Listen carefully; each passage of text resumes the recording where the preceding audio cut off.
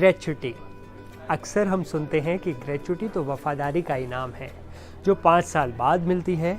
लेकिन रुकिए, अगर मैं आपसे कहूं कि अब वफादारी साबित करने के लिए आपको 5 साल इंतज़ार नहीं करना होगा, अगर मैं कहूं कि अब सिर्फ 1 साल, जी हाँ, मात्र 1 साल की नौकरी के बाद भी आप ग्रेच्युटी के हकदार होंगे, तो क्या आप यकीन करेंगे? आज की ये खबर देश के करोड़ों प्राइवेट और सरकारी कर्मचारियों के चेहरे पर मुस्कान लाने वाली है। सरकार के एक नए लेबर कोड्स ने नौकरी पेशा लोगों की ज़िंदगी में बहुत बड़ा बदलाव कर दिया है। तो चलिए आज समझते हैं कि आखिर ये नया नियम क्या है, आपकी जेब में कितना पैसा आएगा और वो 26 नंबर का राज क्या है जिससे आपकी ग्रेच्युटी कैलकुलेट होती है। नमस्ते, मैं हूं असीम और आप देख रहे हैं एनडीटीवी इंडिया। दोस्तों, देश में 4 नए श्रम कानून यानी लेबर कोड्स की चर्चा जोरों पर है। ये नए कानून पुराने और घिसे पिटे 29 श्रम कानूनों की जगह ले रहे हैं। इनका मकसद साफ है, कर्मचारी का फायदा, चाहे वो अपॉइंटमेंट लेटर का हक हो, ओवर टाइम पर 2 गुना वेतन हो या फिर महिलाओं की सुरक्षा। लेकिन सबसे बड़ा सवाल, सबसे बड़ा बम जो फूटा है वो है ग्रेच्युटी के नियम पर। पहले नियम पत्थर की लकीर जैसा था। किसी भी कंपनी में ग्रेच्युटी पाने के लिए लगातार 5 साल काम करना अनिवार्य था। यानी अगर आपने 4 साल 11 महीने भी काम किया तो भी आपको 1 रुपया नहीं मिलता था। इसे कंपनी के प्रति वफादारी का मेडल माना जाता था। लेकिन आज के दौर में जब करियर ग्रोथ के लिए लोग जल्दी नौकरियां बदलते हैं तो ये नियम एक सजा जैसा है। नए लेबर कोड्स ने इन 5 साल की बेड़ियों को तोड़ दिया है। अब अगर आपने किसी कंपनी में 1 साल भी निरंतर सेवा दी है यानी लगातार काम किया है तो आप ग्रेच्युटी पाने के अधिकारी बन जाते हैं। चाहे 1 साल बाद रिजाइन करें, 2 साल बाद या फिर 3 साल बाद, आपका पैसा अब नहीं मरेगा।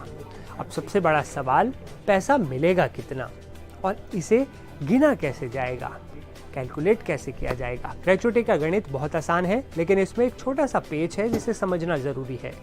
इसका फॉर्मूला है, अपनी लास्ट बेसिक मंथली सैलरी को आप 15 से गुणा पहले कर दीजिए, यानी कि मल्टीप्लाई, और फिर उसे 26 से डिवाइड कर दीजिए और जितने भी साल आपने नौकरी की है उतनी संख्या से फिर उसे एक बार मल्टीप्लाई कर दीजिए।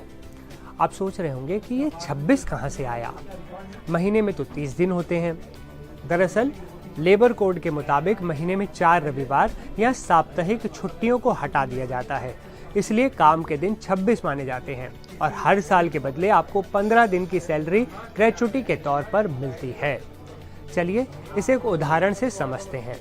मान लीजिए आज की तारीख यानी नवंबर 2025 में आपने कोई नई नौकरी 70,000 रुपये की बेसिक सैलरी पर ज्वाइन की। ठीक 1 साल काम करने के बाद यानी नवंबर 2026 में आपने रिजाइन कर दिया। पुराने नियम के हिसाब से आपको 0 रुपये मिलते थे, लेकिन नए नियम के हिसाब से क्या कहता है नियम? चलिए जानते हैं। 70,000 को गुणा कर दीजिए 15 से, फिर उसे 26 से डिवाइड कर दीजिए और फिर उसे गुणा कर दीजिए 1 साल से। हिसाब लगाएंगे तो रकम बनेगी करीब 40,385 रुपये, जो आपकी है, आपका हक है। सिर्फ 1 साल काम करने पर भी आपको 40,000 से ज़्यादा की एक्स्ट्रा रकम मिलेगी। ये आपका हक है, कोई बोनस नहीं है। और अगर आप 5 साल टिक गए तो ये रकम लाखों में चली जाएगी। जैसे अगर आपकी आखिरी बेसिक सैलरी 50,000 रुपये है और आपने 5 साल काम किया तो आपको मिलेंगे करीब 1,44,000 रुपये। लेकिन दोस्तों, खबर में एक छोटा सा ट्विस्ट है जिसे जानना आपके लिए भी बेहद ज़रूरी है। जहां एक तरफ ये नियम आपको पैसा दे रहा है, वहीं दूसरी तरफ से आपसे पैसा काट भी सकता है। कैसे? दरअसल नियम कहता है कि अगर आपने नौकरी के दौरान कंपनी की किसी प्रॉपर्टी को नुकसान पहुंचा दिया, जानबूझकर कोई डैमेज कर दिया, तो उस नुकसान की भरपाई आपकी ग्रेच्युटी से काटी जा सकती है। इसलिए काम पूरी ईमानदारी से करें और अलर्ट रहें। कुल मिलाकर ये नए सुधार, चाहे वो फिक्स्ड टर्म एम्प्लॉयमेंट वालों के लिए हो या फिर गिग वर्कर्स के लिए, एक नए युग की शुरुआत है। अब कर्मचारी बंधुआ मजदूर नहीं, बल्कि अपनी शर्तों पर काम करने वाला साथी है। तो अगली बार जब आप रिजाइन करने का सोचें तो 5 साल वाला कैलेंडर मत देखिएगा।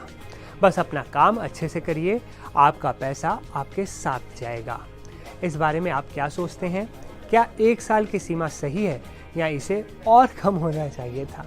हमें कमेंट करके अपने दिल की बात ज़रूर बताइएगा और इस वीडियो को शेयर कर दीजिए उन लोगों के साथ जो सिर्फ़ और सिर्फ ग्रेच्युइटी पाने की वजह से कोई नौकरी पर टिके हुए हैं कि 5 साल पूरे हो जाए। मिलते हैं अगले वीडियो में, तब तक के लिए नमस्कार दोस्तों।